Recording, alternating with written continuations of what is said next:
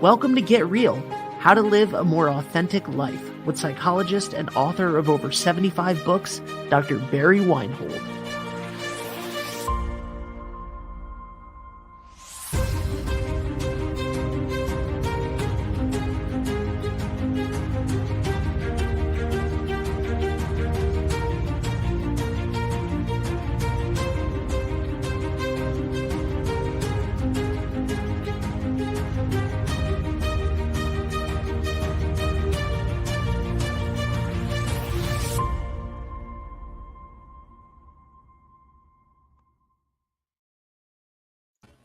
Hello, everyone.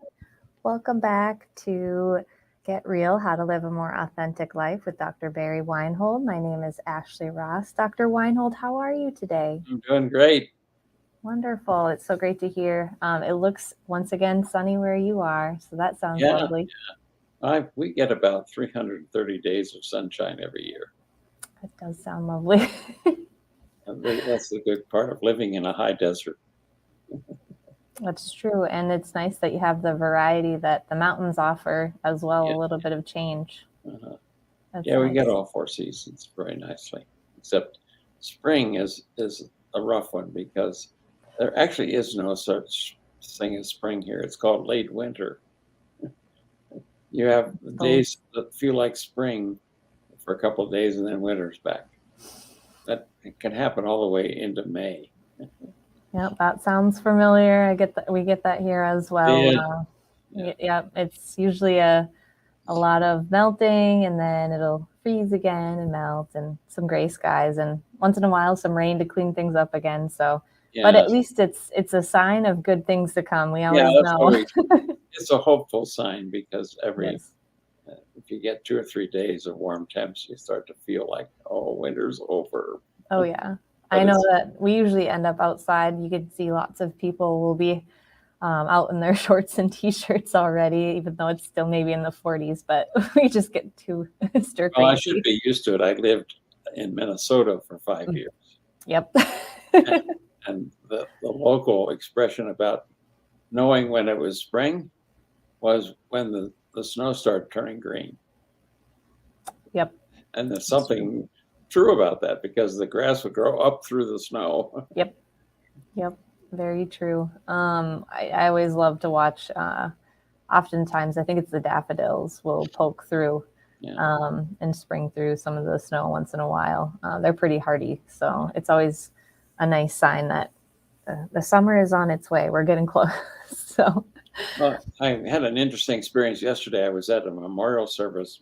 The pastor of the church I attend died, and had a huge memorial service. I mean, he was so popular in the community as well as the church community. And one of the things was a takeaway for me in that service was one of the people who spoke said, we all have the same amount of time. And the question she said was, how do you use your time? And that got me thinking about how I use my time. Mm-hmm. And I mean, if you're going to live an authentic life, that's a question that you should be asking yourself. How am I using my time? Because we all have the same amount of time. Yeah.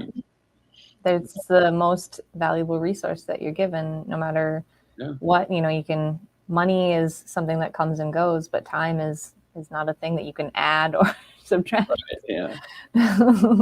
Right. So that's very, very true. So what do we have for this month then with that in mind? Well, this is a time of looking at beliefs and I'm going to focus in on the beliefs that seem to produce hatred in people, why they hate themselves or hate other people. And because we need to realize that it's our beliefs that control our behavior.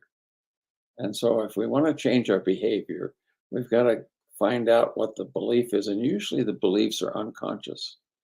So my new book is in its final stages. It's out to readers right now. So I'm excited about getting that done because I talk a lot about that in the book about how to change your beliefs because I think it's an essential part of raising your psyche, your psychological intelligence, and being able to understand how your unconscious beliefs and the influence they have on your conscious behavior. And then there's also another set of beliefs that we we not only personal beliefs but beliefs that we accumulate from the collective, our family, the church, the schools, the community, whatever, and those all can also control our lives, and all of that can prevent us from living authentic lives if we're still kind of stuck with the beliefs that we grew up with and we never looked at them or examined them or changed them. The process I call a deconstructing process. You have to deconstruct any belief. Well, first of all, you got to identify it and then reconstruct or deconstruct the old belief if it no longer works, and then reconstruct a new belief that works better. And that once you understand and how to do that, and I'm going to in I think it's the third episode today. I'm gonna or this month I'm going to be talking about how to change your beliefs, how to deconstruct them. So I want to first of all dig in the first two episodes on what are the beliefs we need to change, and then look at how to change them in the third episode.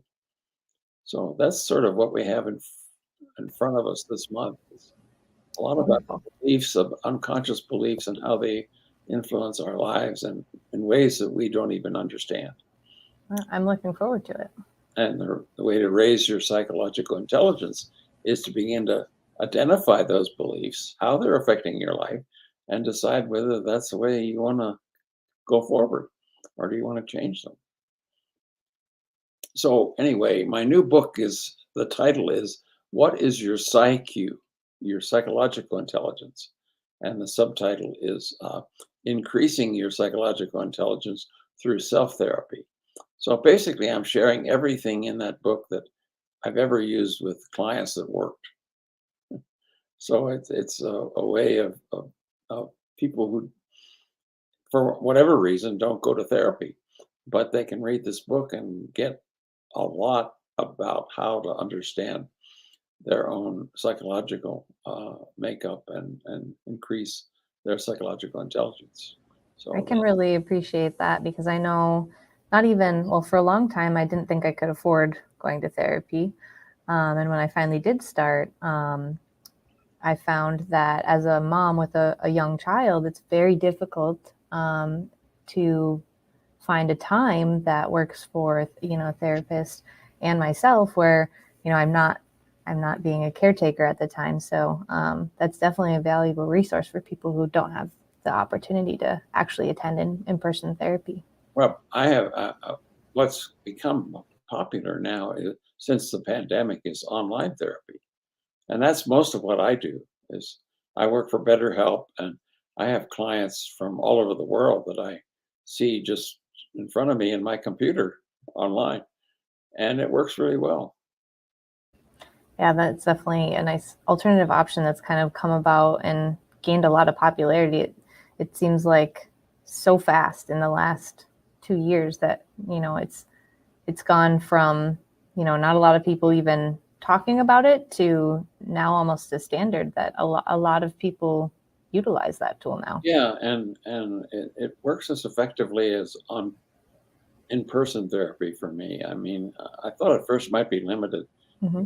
I don't see the person and get all of the nonverbal behavior, but it's I get enough of the nonverbals that I can follow that as well as the verbal content. So it Yeah, works. that is great. So anyway, I want to really deal with two questions, and the first one is why do people hate others? This has been something that's been sort of on my mind lately. And then why do people kill themselves and others? And so I'm going to really dig in deep into those two, trying to at least give our audience my view about why people hate others and why people kill themselves or others. At least some of the research that I have done, and on this subject. And so I put up, I think, and you can put on the screen. First of all, the 20 list, the list of 20 uh, badass psychological beliefs that people have that get them in trouble, and that indicate low psychological intelligence. And we did the first three, last month, and I'm going to go to five this month. I'm not going to necessarily do them all in order, but I'll be working with five, and that'll be later in the month. I'll be talking about that one. But all these are beliefs that are in many ways unconscious, or that we don't ever think about that these are what we believe. And so it's important to have an understanding of what the beliefs are about. The adage that I often use is, if you can name it, you can tame it. And so naming the belief is really a first step, and a very important first step, and be able to understand then how that belief is affecting your life. Okay, well, let's move on then to the list of reasons why I think people hate themselves. And I'll go through the list with the audience and share my thoughts about each of those.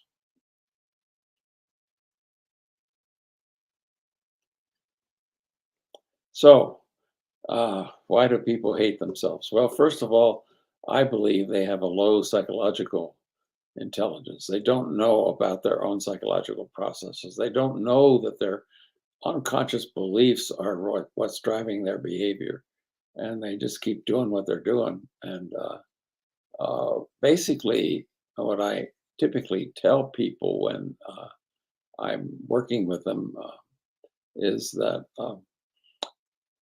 you're never upset for the reason you think you are. So if you're hating other people and you have anger and anger towards others, that's probably not the cause.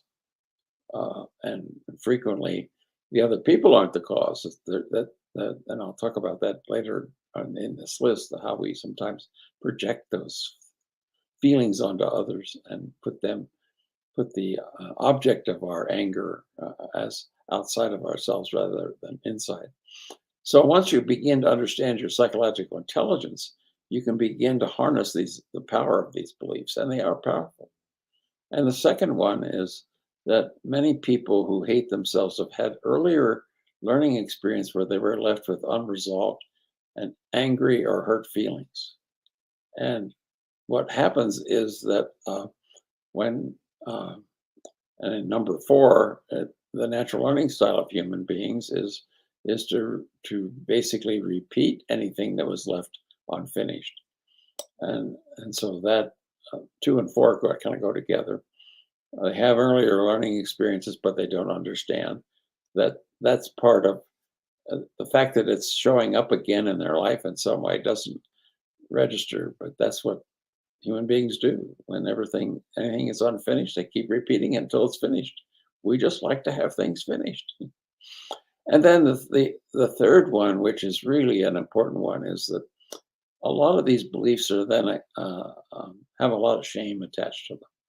That people believe there's something wrong with them for being angry, and anger is not a bad feeling. I mean, it can be expressed in ways that are not very effective, but by itself, it's not a bad feeling. In fact, the function of anger is to tell us that there's something that we're wanting or needing at the moment. And so that's the question people should ask when they're feeling angry. What is it that I want to need right now? And then to use the anger to see if they can get it. And sometimes it means a little digging into, instead of the initial kind of what do I need or want? I want to punish that person. I want to hate that person. To go underneath that and see, well, what it might be. Also, a question like, when have I had experiences with anger and hurt in my past that wasn't resolved for me? And how does that connect with my anger today? That's a way of increasing your psychological intelligence. And then before I've talked about the natural learning style is simply just to repeat anything that was left unfinished until it gets finished. And so there's no way around that. It just is the way we were taught how to learn. And if you look at an infant or a toddler who's kind of exploring his or her environment, that's how they pick up and learn things. They learn what the function of things are, what happens when they touch a light socket, for example. They get shocked. So the next thing they do is they touch it again because they want to make sure they understand the connection. So they repeat the behavior until they've integrated it. And they say, oh, that's what happens when I touch light sockets. I don't want to do that anymore. So I learned that. And so they don't touch light sockets, put their finger in light sockets anymore. So it's really an important part of understanding our psyche is to know that this is just natural, there's nothing wrong with us, that we repeat things and we have disruptive feelings sometimes about things that are greater than the situation calls for. Every time that happens, it means there's some bleed through from an unfinished something in your past that you need to look at. Number 5, of course, is very common, is that anger covers over deeper feelings they don't want to encounter, like fear or shame. And so what they do in number 6 is they project those feelings onto others and to avoid feeling of the anger or the shame themselves. And so they externalize it and project it. And so I think a big part of people's hatred of others is really just self-hatred that projected on others, and that they haven't really understood why they hate themselves, why they have negative feelings about themselves. Because earlier learning experiences often leave people feeling like there must have been something I did that caused it not to get finished. And infants and toddlers and young children will take on much more responsibility for things than they should. And I'll talk about that later in this episode and in the next one as well. And then other thing they do besides project is they try to self-medicate to avoid feeling these feelings. And this often makes it worse because they use drugs and alcohol to kind of, often anger is an energizer feeling. So they have to do something to calm down. Drugs and alcohol are downers. So they help people calm down usually. Some of the drugs, like marijuana, for example, is a downer drug. And so, and then some people are tormented by these unconscious beliefs that control their angry behavior. I've had a number of clients come to me and say, I'm just angry about everything and I don't know why. And so I'll tell you in the next episode, I'm going to talk about 2 clients that had this problem and what I did with them and how to help them pass that anger to something else. And then the last one is a story about Ted Kaczynski. He's the Unabomber, if anyone remembers that. And Ted had a lot of hatred towards others, and then he tried to make bombs and send them to people in the mail, hoping they would kill them, basically. And he was successful in some cases, in some he wasn't. But they finally caught him, and he was a person who never fully understood why he was angry enough to kill others. And when you hear his story, it's so, I mean, the reasons are so clear.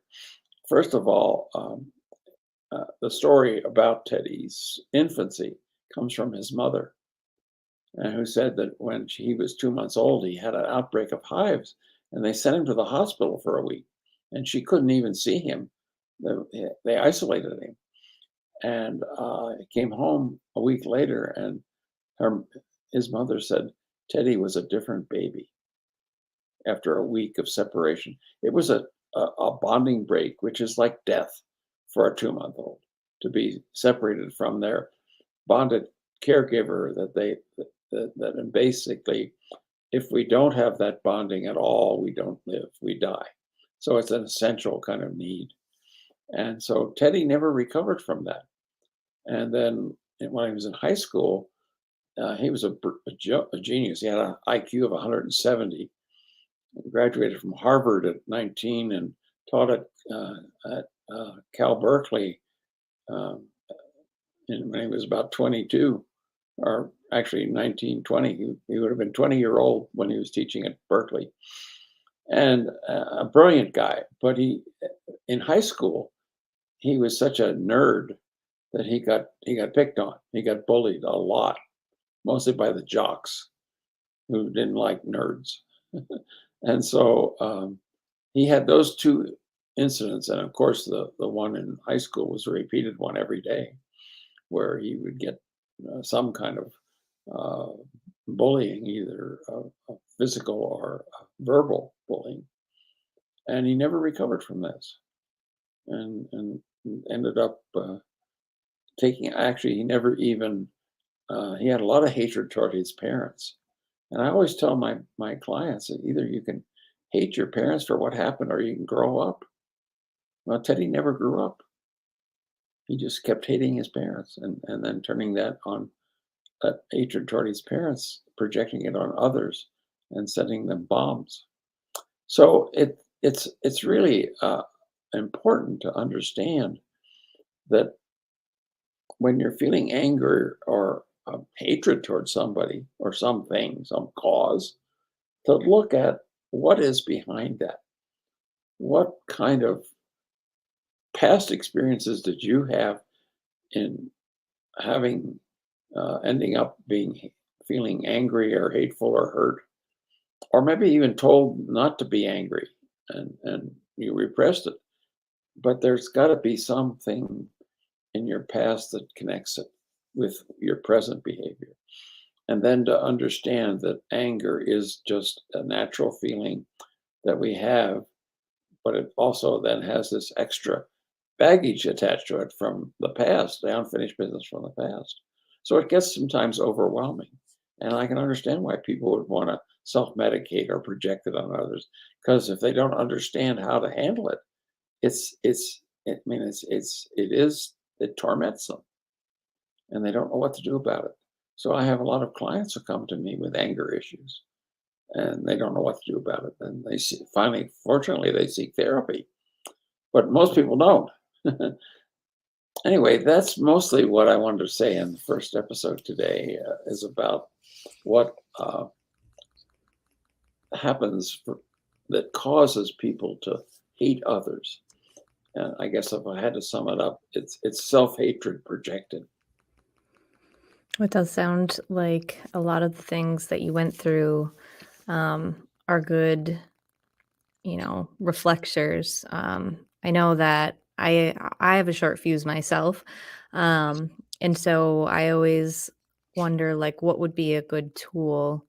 And I mean, hindsight is always 2020, right? But this is still a nice list to have in order to just kind of get some perspective so that, the next time you can maybe catch yourself Yeah, before, or at least have a deeper awareness.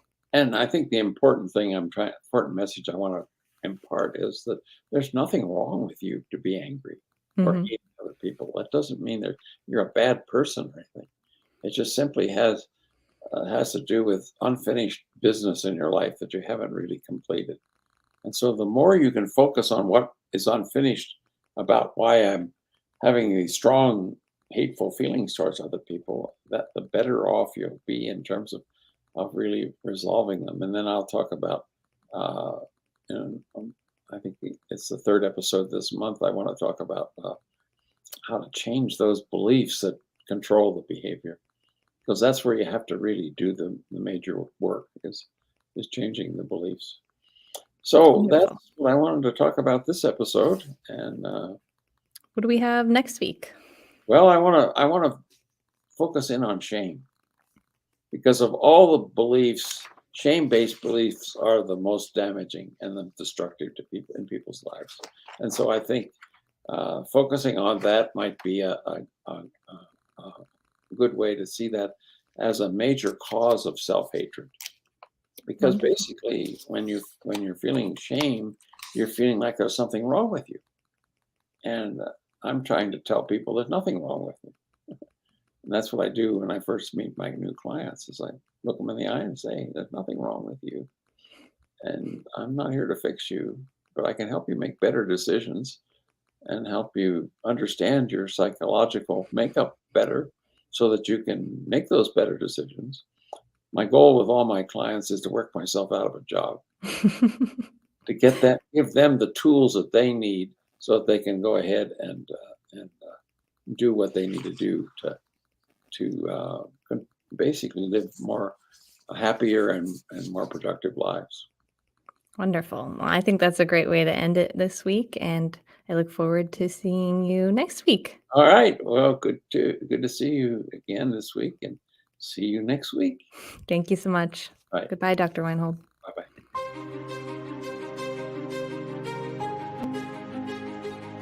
For more information, please visit the Colorado Institute for Conflict Resolution and Creative Leadership at CICRCL.org or click the link in the show notes.